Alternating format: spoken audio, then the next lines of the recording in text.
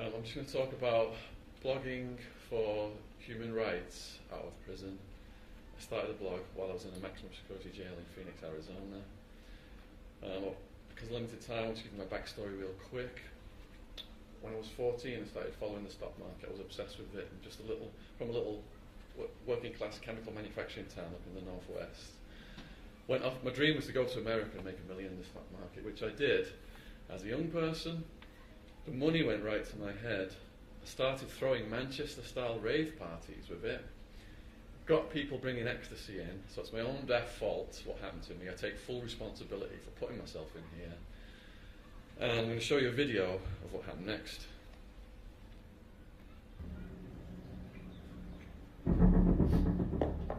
On May 16th, 2002, I get up early to place an options trade on the computer.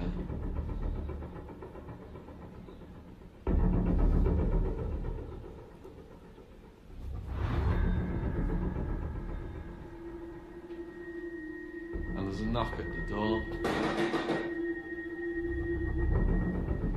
I jump up from the computer.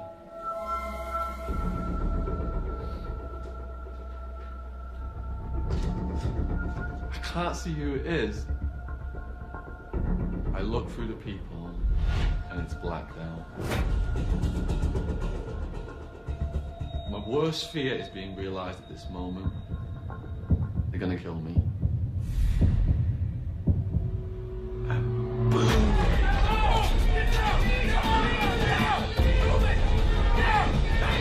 Hands above your head! On the ground now!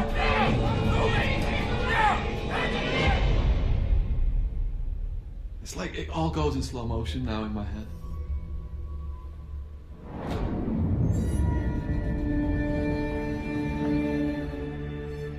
I fought, got away with it. I was mistaken.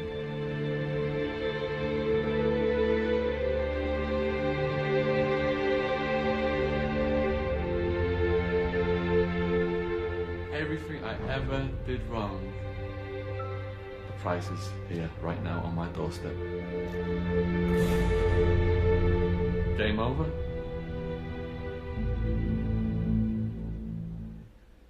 Okay, so the jail I ended up in, which has got the highest rate of death out of all in America, not only were the gang members murdering the prisoners, even the guards were murdering the prisoners. Here's what the gang members look like. It's all divided by race. This is the white gang, the Aryan Brotherhood. To earn their tattoos, they've got to commit acts of violence. To be a full member of the gang, you have to murder someone in the jail for them. It was half Hispanic where I was at, and that's what the teardrops mean. The teardrop is one person he's murdered for his gang. So I end up in a cell that was about the size of a bus stop shelter in a medium security remand jail. And it's designed for one person, but there was 3 bunks in there, so it was way overcrowded. Now it's almost 50 degrees out in Phoenix, Arizona. There was a swamp pool at the back of the cell. It only worked on the day that county health inspector walked through. As soon as he left the building, it was turned off. So what starts to happen is we get these skin infections and bed sores that itch and bleed all over our bodies, especially on our behinds, because it's so hot in there, if you're sweating constantly. But the problem is when you try to scratch yourself, when you're sweating constantly like that, the outer layers of your skin have turned soggy, so you get this itchiness, and you scratch yourself, and clumps of your own skin detach under your nails. Now, under human rights, you're allowed, I think it's 1,400 calories of food a day you're supposed to be able to eat. We got 2 meals a day. Breakfast came in a plastic bag. It was mouldy bread and green bologna. Green bologna is a raw sausage meat that's gone past its sell-by date, and it's got a green shine to it. A lot of the food was in boxes that businesses were throwing away because it had expired. The mould on the bread, blue, green. Sometimes our mould came in these fantastic colours that look like works of art. And we were so hungry we just scratched the mould off the bread, and because it was stale we put it in water and swill it to get it down. The evening meal was a mystery meat slop the prisoners called Red Death. It looked like carroty vomit blended with blood.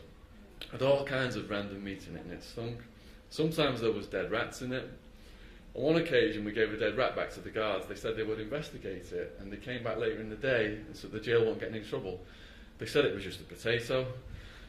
And there wasn't much we could do about it. The boss of the jail, one of his favourite quotes, "It costs us more to feed our police dogs than our prisoners." and our police dogs are working for a living. So all my money and assets were seized, and I never got any of it back. My parents remortgaged the house and come up with some money for a lawyer. He comes to the jail, and he's like, look, Shaun, we can get you out of the jail. This is a year in now. We can go to court, have a bail hearing, get your bail reduced, and you can fight your case outside. So I'm all excited, I think I'm going to get out. Go to court, all my local family show up. Seems to have gone really well, but the prosecutor, she's trying to make her name off the back of my case. She sabotages it, and the judge, when he makes his ruling, he doubles my bail to $1.5 million cash only. So I'm automatically moved from medium security to maximum security because my bail's gone over $1 million. Now, in maximum security, I arrived at about 2 o'clock in the morning into the cell. It was dark, but there's some light slanting in. First thing I noticed, it's a two-man cell, but I'm wondering why my cellmate is asleep on the top. Because where I come from, people fight over the bottom bunk, so I think something's not quite right. So I walk in some more, and I start to sense movement on the walls and the ceiling. And I think my eyes are playing tricks on me. So I put my face right up to one of the walls, and it's covered in these guys. I got used to the violence by now. Just trying to get to sleep with these crawling on me was one of the worst parts. 8 at night is lockdown.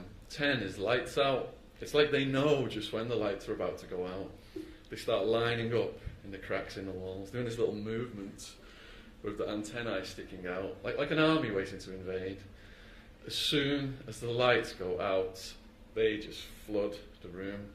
Now you've got a choice. You can put a sheet around you so you look like the mummy and leave a breathing hole, and it does keep them off you, but it traps the heat to your body. And like I mentioned earlier, you've got these bleeding and itching skin infections and bed sores. The heat aggravates that, so you end up just throwing the sheet off you and letting them crawl on you. Now they don't bite. They start out tickling your feet, your limbs, palms of your hands. They try to get in your ears to eat your earwax. It's like honey to them. Is anyone in here asthmatic? Any brave asthmatics over there? Okay, check this story out.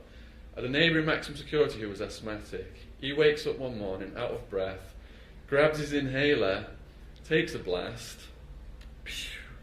shoots a cockroach inside himself, says he can feel it moving around. He throws up his stomach contents trying to get rid of it, and somehow it's stuck in there and it won't come out. Even in the daytime, there were so many, the prisoners were doing cockroach races, gambling on the winner. Now, there was another threat from the insect world that also came out during the night. There was a spider, it's called the brown recluse. You didn't see it, it would come out looking for food, and you'd roll around in your sleep. It would touch you. You'd wake up the next day with a little pinprick, and you might not even think too much about that. In the following days, pus would start to come out, and your skin would slough away, and it would eat into your flesh and cause what's called a volcano lesion. There were guys in the jail who'd been in shootouts, and as you're about to see, unless you're squeamish, these spiders are putting bigger holes in people's bodies than bullets. Now, you've got a right to medical treatment. You've got a right not to live in an insect-infested environment. And we'd take these guys to the guards. You've got to take this guy to medical. And the guards would always say the same thing. It's the policy of the jail not to treat insect bites. You put yourself in here, you deal with it. So basically, we had to hold the guy down, squeeze the pus out ourselves, and then put salt on the wound at the end of that to reduce the bacteria. Yeah, so I'm writing home to my loved ones about this stuff. They're shocked and appalled, but they want to read more. So we have an idea to start a blog. Now, there's no computers or internet or anything like that in the jail, and we can't let the guards find out either, because the guards are routinely murdering the prisoners in this place, and it's not the big bad gang members. Brian Crenshaw was classified as a blind shoplifter. He failed to produce his ID for the evening meal. The guards pulverised him, broke his neck, severe internal injuries. He went into a coma and he died over a month later. Scott Norberg was a mentally ill man wandering a neighbourhood. They brought him in, the guards started beating him and electrocuting him with taser guns. Female guard tried to stop it. Why are you beating him? Stop, he's turning blue. They pushed her off and they kept beating him. The inmates watching from the holding cell started yelling, "Why are you still beating him? He's already dead." And even after that, they continued to beat the corpse, turned blue and everything. Both of those cases were caught on camera, and the family members of the victims sued the jail and rewarded millions in compensation. Do any of you guys have any idea what the boss of the jail, Sheriff Joe, did to the guards that were found responsible in federal court for murdering those prisoners? Put your hand up if you think he did something positive. He gave them promotions and pay rises. He prides himself on being America's toughest sheriff. Because of all the human rights violations, he's at war with Obama, and he's saying to Obama, I'm elected in the state of Arizona, I'm going to do whatever I want. Students protesting the human rights chained themselves to his building. He had them all arrested and thrown in his jail. Now, a guard said to me, the world has got no idea what's really going on in here. I'm going to show you a video clip of what happened next.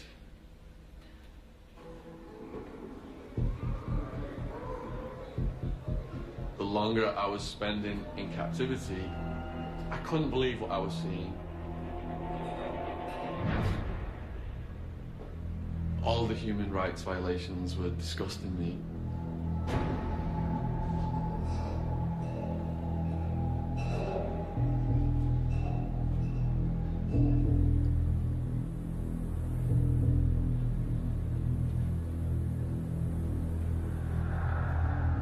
So here I was in one of America's deadliest jails. I started thinking the world has no idea what's really going on in here. Maybe the world should know. I started to make a diary of what was going on in there. Writing about the infestations, the food, the violence. I'm on a mission to bring awareness to the world. But I can't put these things in the mail because the guards can open your mail. So I recruited my aunt. My aunt would come and visit me on the weekends. And I hid what I wrote in legal paperwork.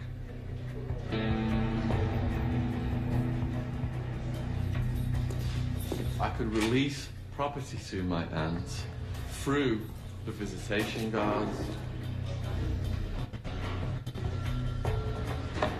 The whole time I'm watching the guard at the corner of my eye because this stuff is on his table.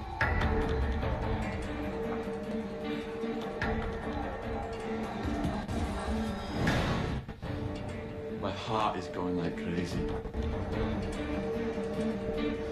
Is he going to search it? Is he not going to search it? He doesn't search it.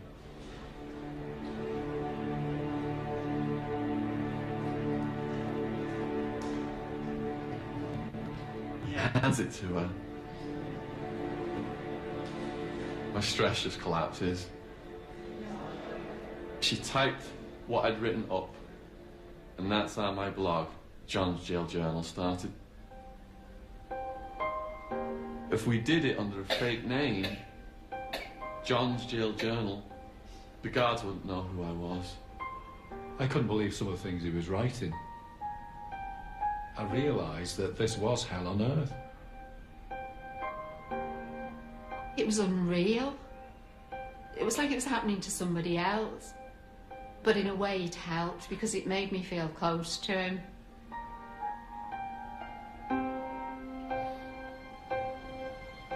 I spent all day writing. My whole day revolved around that.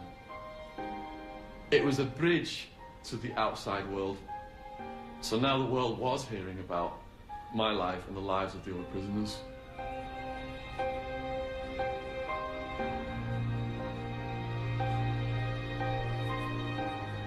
And it went on to attract all this media attention to the conditions in the jail.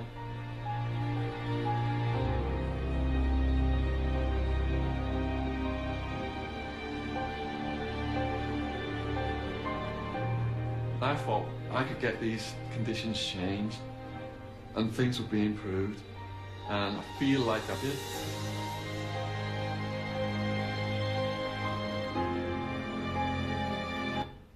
The maximum security jail was closed down 2 years after I started the blog, but he runs 6 different jails, the sheriff, so a lot of this stuff is still going on.